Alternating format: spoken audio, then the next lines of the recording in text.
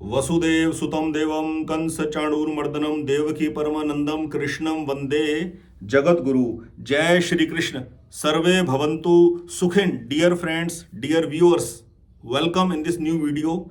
आज की वीडियो का टाइटल है एस्ट्रोलॉजी एंड इंटेंशन। इंटेंशन से मेरा मतलब है, जो मैं समझ के बोल रहा हूं, नियत। हमारी क्या नियत होती है। जन्म कुंडली के ग्रह कई बार बहुत खराब होते हैं और आदमी की स्थिति बहुत अच्छी होती है। बड़ी हैरानी होती है कैसे इस आदमी ने अपने आप को उभार लिया। मजा आ गया देखकर। और एक जन्म कुंडली की स्थिति बहुत बढ़िया, स्ट्रांग, कंफर्टेबल होती है, लेकिन आदमी की स्थिति बड़ी दयनीय होती है। इसके पीछे क्या रीजन है?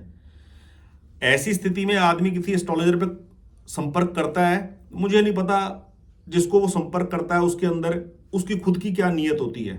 ठीक है,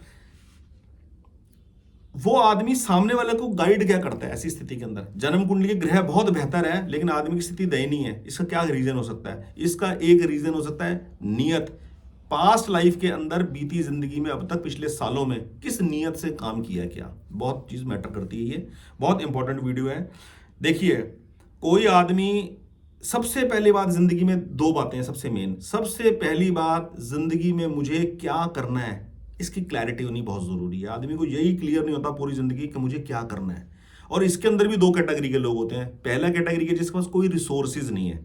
रिसोर्सेज कहने का मतलब, कोई रिसोर्सेज नहीं है मतलब मनी बैकअप नहीं है, बिल्कुल भी मनी बैकअप नहीं है उसके पास। उसको क्या करना है? और एक दूसरी कैटेगरी के लोग जिनके पास रिसोर्सेज हैं। रिसोर्सेज का मतलब वो जो चाहे वो चीज अरेंज कर सकते हैं। मींस बेसिक क्या है? मनी है। मनी का फुल बैकअप उनके पास, उनको कुछ करना है। तो दो तरह के लोग हैं सोसाइटी के अंदर। एक जिनके पास रिसोर्सेज नहीं है और जिनके पास फुल रिसोर्सेज है। रिसोर्सेज से मतलब सिर्फ और सिर्फ मनी से है, मनी है।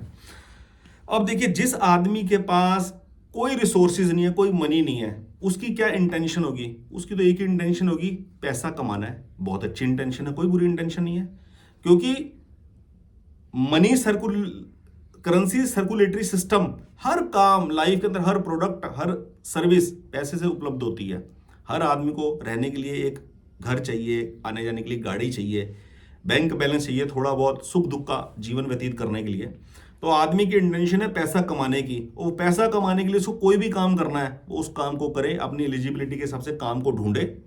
और काम ढूंढने में दिक्कत आती है, काम क्या करना है उसको डिसाइड करने में दिक्कत आती है, काम चालू कर देते हैं उसके अंदर ऑब्स्टेकल लगते हैं, उसके अंदर दिक्कत आती है। तो दो चीजों में सुधार करना पड़ेगा। नंबर वन, एस्ट्रोलॉजी के हिसाब से देख लें, कोई ग्रह की अड़चन तो नहीं है, वो कोई मेजर चीज नहीं है, उसमें कोई घबराने की जरूरत नहीं है, कोई वहमों में डलने की जरूरत नहीं कि मेरी कुंडली के अंदर काल सर्प दोष है, मंगल दोष है, गुरु चांडाल दोष है, सूर्य के साथ शुक्र, बुध, मंगल ये अस्त हो गए।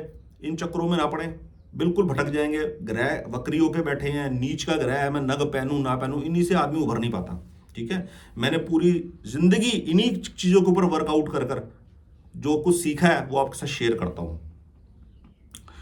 तो पहली बात, आदमी ये डिसाइड नहीं कर पा रहा कि मुझे क्या करना है, तो वो एडवाइस ले सकता है। और अगर वो डिसाइड कर चुका है कि मुझे क्या करना है और चल रहा है, उसके ऊपर अड़चन आती है, तो वो एस्ट्रोलॉजी की हेल्प ले सकता है बस। और इंटेंशन बिल्कुल साफ रखे कि मुझे साफ नियत से पैसे कमाने हैं, उसके लिए सही रास्ता चुनना है, गलत रास्ता नहीं चुनना। क्योंकि एक बात ध्यान में रखना, जब परमात्मा के विधान में, कॉस्मिक लॉ ने आपको धन देना होगा, तो वो आपको दे ही देगा। आप किसी गलत काम को क्यों चूज करोगे? आप सही काम से पैसा अर्न कर लोगे।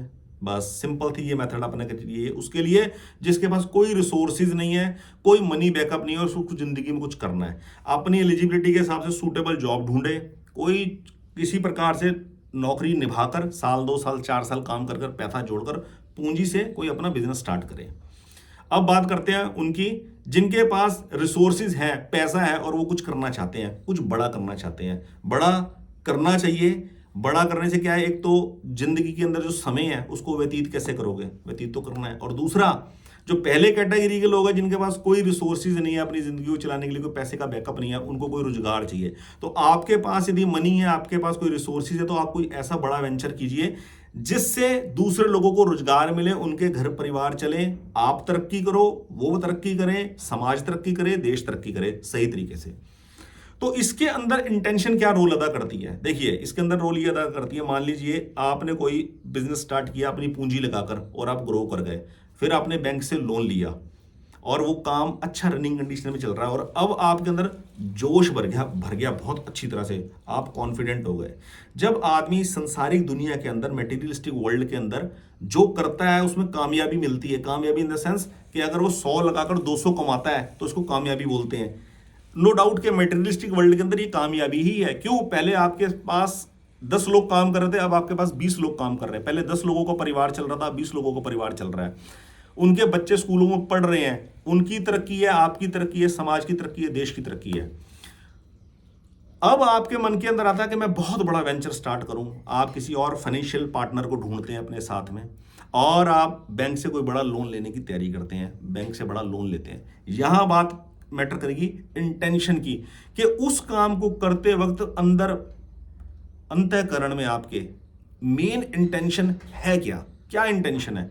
आपके जीवन में मनी का एक्सपोजर दिखाना है, या आपके दिमाग के अंदर समाज के अंदर यश वैभव पाना है, या आपके अंदर कोई प्योर वाइटल ऐसी इंटेंशन है कि यार मैं ये काम इसलिए करना चाहता हूं, मैं ये मेहनत इसलिए करना चाहता हूं, अपना टाइम कंज्यूम इसलिए करना चाहता हूं।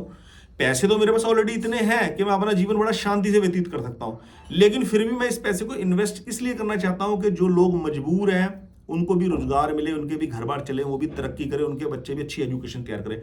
ये इंटेंशन बहुत मैटर करती है। और आप यकीन मानेंगे, जन्म कुंडली के अंदर अगर आपके ग्रह कितने भी वीक हों, इंटेंशन इस एनर्जी को इंप्रूव कर देती है। होता क्या है, अब मैं वीडियो का क्रक्स आपको बता रहा हूं। जन्म कुंडली के अंदर अगर 6, 8, 12 भाव के स्वामियों का प्रभाव ज्यादा होगा, वो ज्यादा बली होंगे इन कंपैरिजन टू 1, 4, 9, 10 भाव के स्वामियों से। 6, 8, 12 भाव के स्वामी ज्यादा ताकतवर होंगे, ज्यादा बली होंगे। किससे? लग्नेश से, सुखेश से, भाग्येश से और कर्मेश से। तो आदमी की इंटेंशन के अंदर कहीं ना कहीं ऐसा भाव आ सकता है कि मैं ना ज्यादा यश वैभव पाने के लिए कोई बड़ा काम करना चाहता हूं। वहां आदमी गड़बड़ का शिकार होने का चांस उसका रहता है। मान लीजिए फॉर एग्जाम्पल, इंटेंशन से मैं इंटेंशन के बारे में आपको एग्जाम्पल देता हूं। बैंक से आपने एक लोन लिया, बड़ा लोन लिया, मान लीजिए आपने 5 करोड़ का लोन लिया बिजनेस को एक्सपेंड करने के लिए। अब जिन एक्सपेक्टेशंस के साथ आपने वो लोन लिया था, जो उम्मीद थी आपको कि ये ऑर्डर्स मिल जाएंगे, मैन्युफैक्चरिंग और ज्यादा हाई पैमाने पे चलेगी, लोन लेने के बाद कोई गड़बड़ हो गई, कुछ ऐसा गड़बड़ हो गई कि वो साइकिल नहीं बन पाई। तो वहां आपकी इंटेंशन क्या है? वहां आपकी इंटेंशन का रोल है। ठीक है, ग्रह दशा क्या चल रही है, महादशा अंतरदशा क्या चल रही है, उसके हिसाब से देखा जा सकता है, लेकिन देश काल भी डिपेंड करेगा कि ये घटना होने का मेन मुख्य वजह क्या रही है देश काल के हिसाब से। वहां इंटेंशन आपकी क्या काम करेगी, जो आपने लोन लिया है।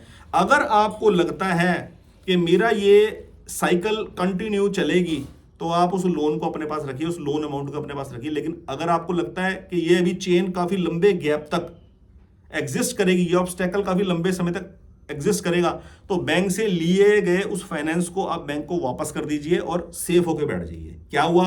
अब आपकी जो लायबिलिटी है वो केवल, मान लीजिए लिए गए 5 करोड़ में से आपने केवल 20 लाख या 25 लाख अभी खर्चा है, तो आपकी जो लायबिलिटी होगी वो केवल 25-20 लाख की होगी बैंक से। बाकी का 480, 470 आपने रिटर्न कर दिया, आप फ्री होकर बैठ गए। लेकिन आप बेफिक्र होकर बैठे हो, कोई बात नहीं, बैंक से अब लोन सैंक्शन तो हो ही गया है, कोई घबराने की जरूरत नहीं, देख लेंगे, निपट लेंगे। तो उसके अंदर आदमी लैग कर जाता है। उसमें अगर आदमी पूरी एनर्जी के साथ दोबारा बाउंस बैक नहीं कर पाया, तो आदमी उस लोन के अंदर में फंस जाता है और फिर वो ज्योतिषी में चक्कर काटता रहता है।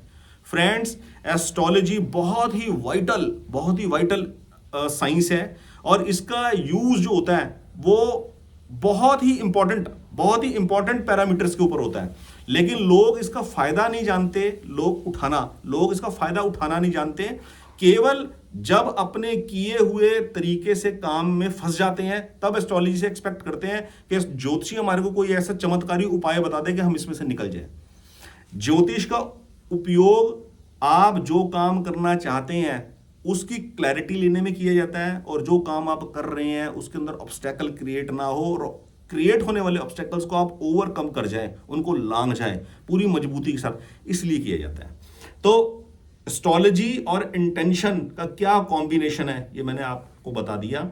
और मैं अपने पूरे लाइफ एक्सपीरियंस के साथ इस बात को मैं बिलीव करता हूं कि जो भी आदमी सही इंटेंशन के साथ एस्ट्रोलॉजी को अडॉप्ट करता है, एस्ट्रोलॉजी 100% काम करती है, जेमस्टोन 100% काम करते हैं, रेमेडीज 100% काम करती है, बस इंटेंशन प्योर होनी चाहिए। ठीक है।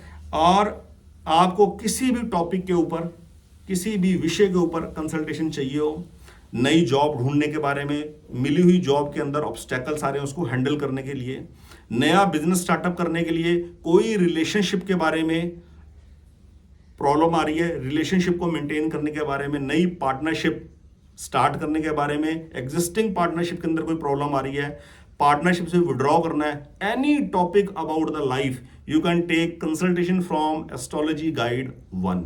आपको जन्म कुंडली का विश्लेषण कर कर भी बता दिया जाएगा और आपको जर्नल लाइफ के एक्सपीरियंस के बेस के ऊपर भी किस सिचुएशन को कैसे हैंडल करना है, इस बारे में आपको एजुकेट किया जा सकता है। आज की इस वीडियो में फ्रेंड्स बहुत बहुत धन्यवाद। जय श्री कृष्ण।